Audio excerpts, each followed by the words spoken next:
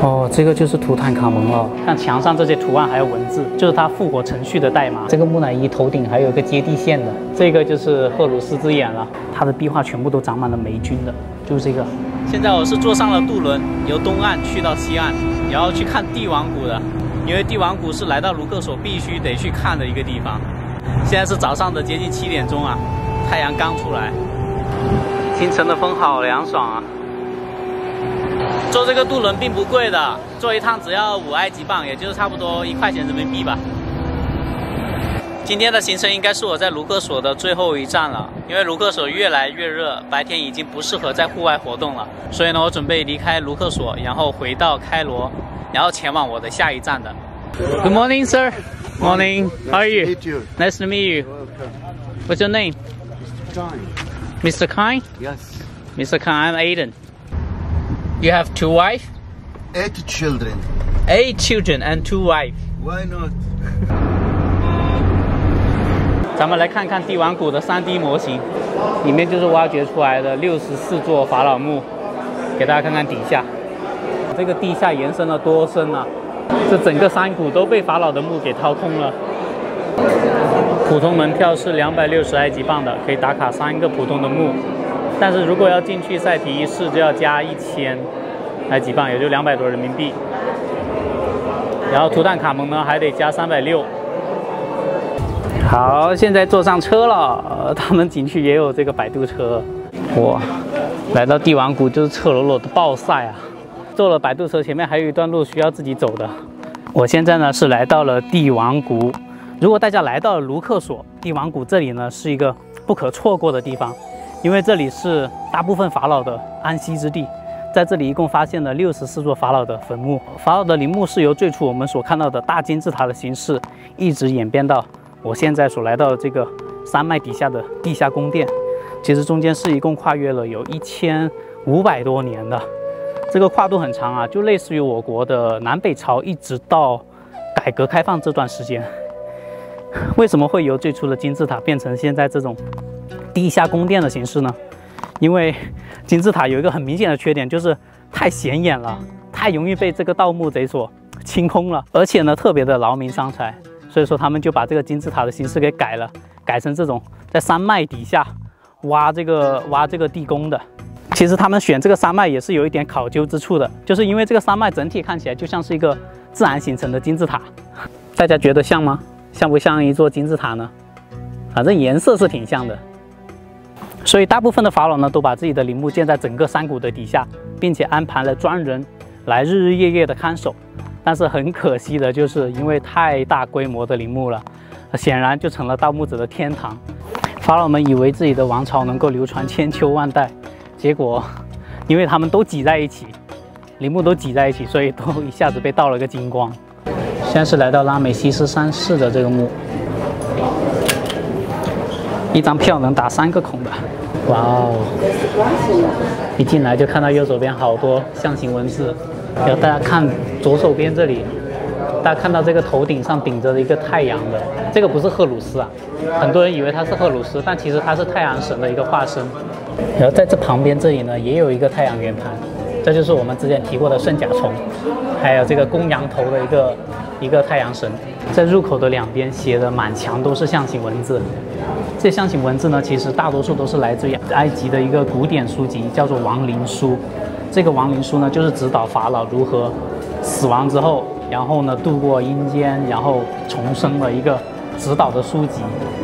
其实整个墓穴就是法老的一个复活的机器，看墙上这些图案还有文字，就是他复活程序的代码，实在是让人震惊无比啊！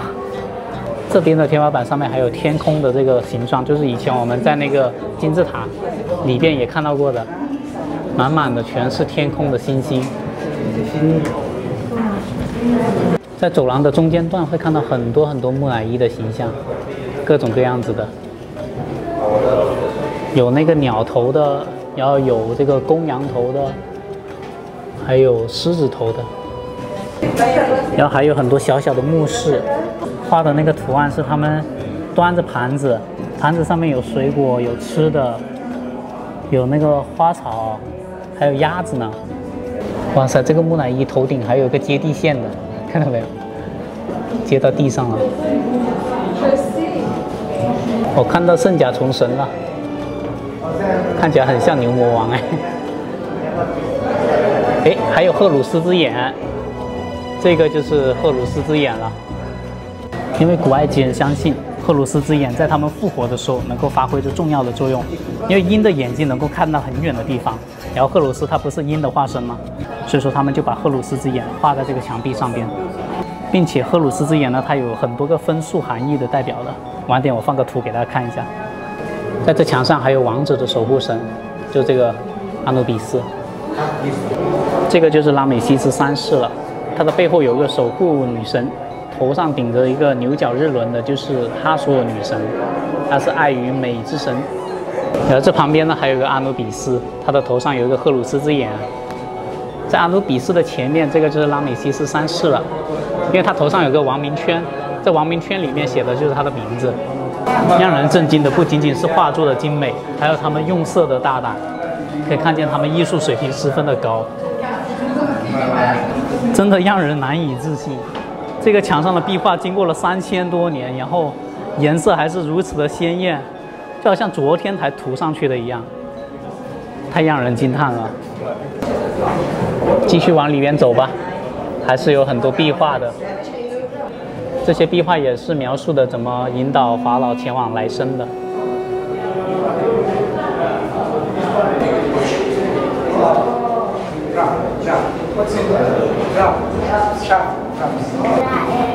这边有很多神都不知道叫什么名字，这个是老鼠头的，然后这旁边还有狮子头，这个鹰头的应该就是赫鲁斯了。两边的壁画。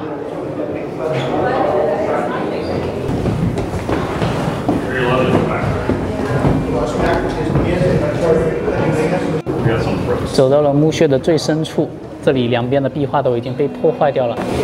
这个环头人身的就是智慧之神托特，他是负责保佑法老的。古埃及人相信他们的坟墓是通往另外一个世界的大门，所以说他们坟墓里面会有吃的、有喝的、有用的、有穿的。他们认为死后的房子比活着的时候的房子更重要。就他们生死观是认为活着是为了死去，死去是为了更好的活着。我们现在来到图坦卡蒙的墓了，这张62号图坦卡蒙。图坦卡蒙呢，他是史上最年轻的一个法老啊，9岁登基，19岁就死亡了，死得特别的匆忙。所以说他的整个墓是帝王谷里面最小的一个，而且也是保存最完好的一个，因为它的位置实在是太隐蔽了。图坦卡蒙他虽然不是一个特别牛逼的法老，就是他不是名声特别的大，但是呢，他的墓真的是名声很大，因为真的是只有他的墓才是完完全全没有被盗过的。要是其他的法老的墓留存到现在，估计里面的宝物10个埃及博物馆都放不下。让我们来看一看这个最小的一个墓穴是怎样子的吧。我们进去主要是看它里面的壁画是怎么样子。它这整个墓穴的通道都很简陋，墙上也没有壁画，就是很朴素的样子，干干净净的。哦，这个就是图坦卡蒙了，大家看到了吗？是他的木乃伊，保存的也太好了吧！再看他的脚趾，给大家仔细看看他的脚趾头。这是我第一次如此近距离的看一个法老的木乃伊。大家注意到没有？他的整个地下墓穴就只有他的墓室这里才是有壁画的，所以说他们都说来不及画，规模特别的小，墓室很小很小一个。在这墙上的壁画，这里有12只狒狒，代表的是夜晚的12个小时。就是因为法老他们死后呢，要坐这个太阳船，要度过冥界，然后呢才能前往来生，去复活。然后这上面还有5个神，5个神。这个白色的就是图坦卡蒙的木乃伊。右边的墙上这些是上葬的队伍。最右边这个就是宰相阿伊。他是给这个法老的木乃伊做一个开口的仪式，让他可以在死后可以说话，可以听得见、闻得到，可以看得到。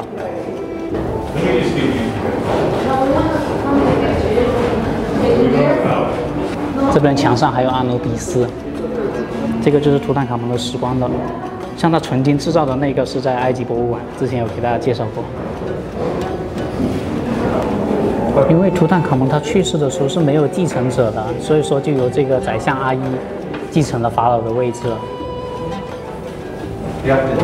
如果大家仔细看的话，会看到他的胸口，图坦卡蒙的胸口有个圣甲虫，在那里滚动着一个太阳盘，代表的就是重生的一个标志。